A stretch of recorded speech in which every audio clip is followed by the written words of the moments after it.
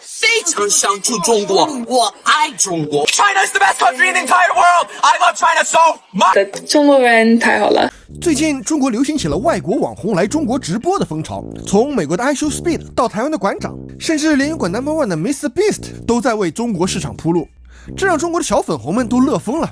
Speed 贾康哥直播6小时，直接把西方媒体的脸打烂。来中国看看就知道你们西方人有多无知。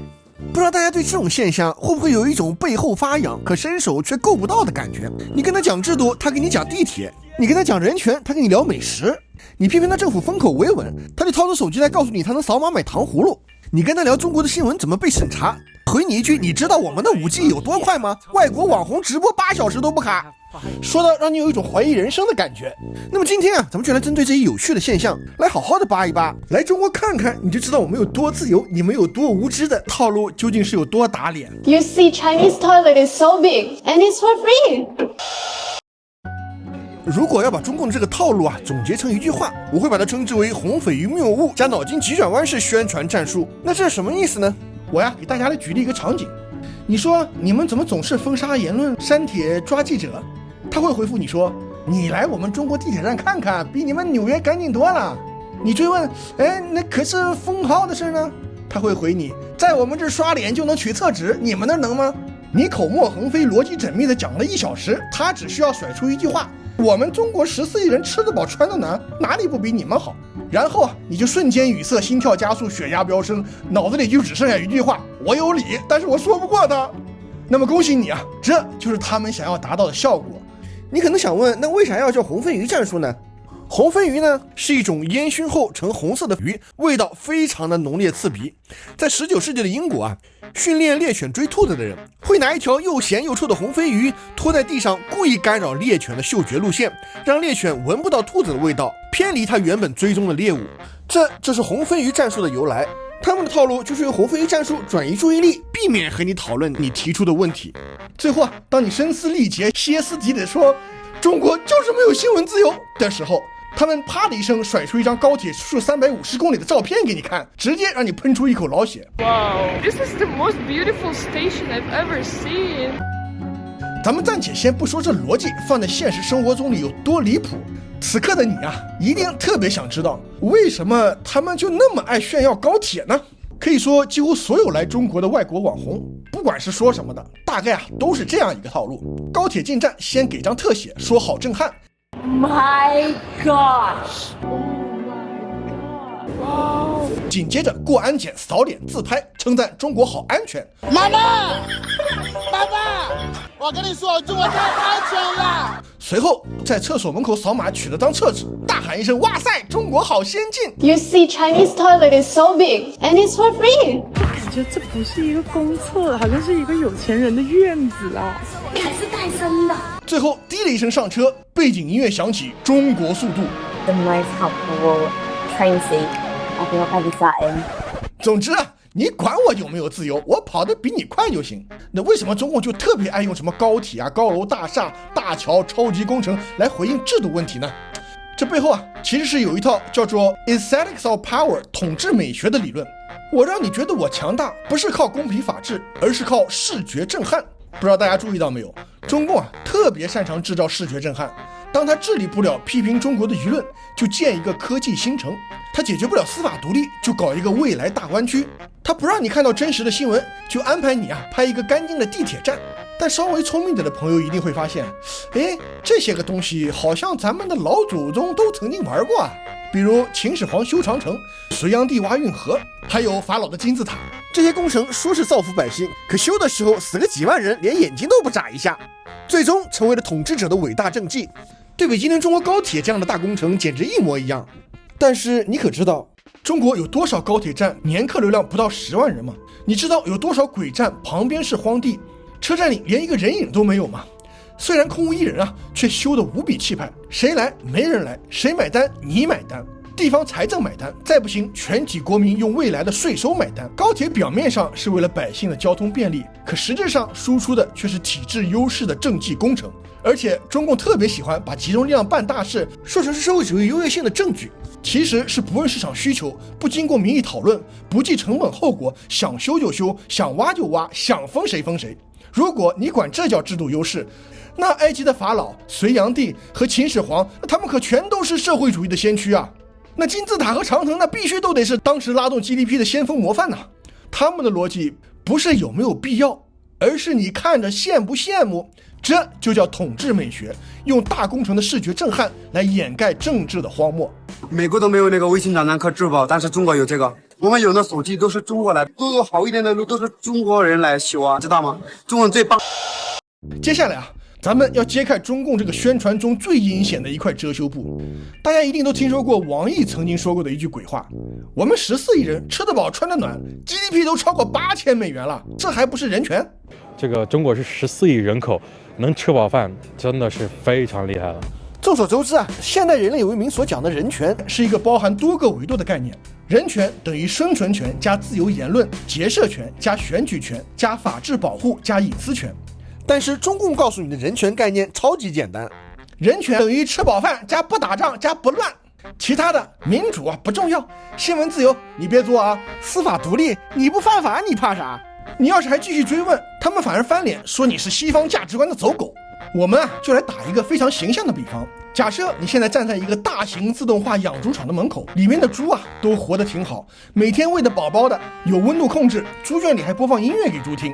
然后养猪场的管理员对你说，你看啊，他们吃得饱住得暖，这不就是猪权吗？是的，他们很幸福。但你问他能出去吗？他会回你，意思是关你屁事。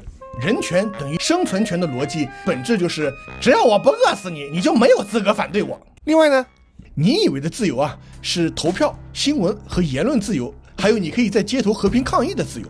可他的自由意思是啊，你在街头说人家胖，说人家秃头不会被抓起来。著名的复旦教授国师张维为曾说，在日常生活中的言论自由，中国人要比美国、比西方多得多。几乎什么话都可以说。你见到个老同学，你发现他头发少了，你说：“哎，老兄啊，你怎么谢顶了？”这话在中国是可以说的，在美国你千万不能说，这叫做基于生理缺陷的歧视。另外，在美国，你敢随便说犹太人吗？在你的概念里，自由是让你可以公开质疑权力、监督政府、弱者批判强权的自由，而在他们脑子里的自由却是嘲讽边缘人群、歧视少数族裔、开残疾人玩笑、强者欺负弱者、歧视河南人和黑人的自由，以及能不能自由的出国和能不能杀人放火之类的胡搅蛮缠。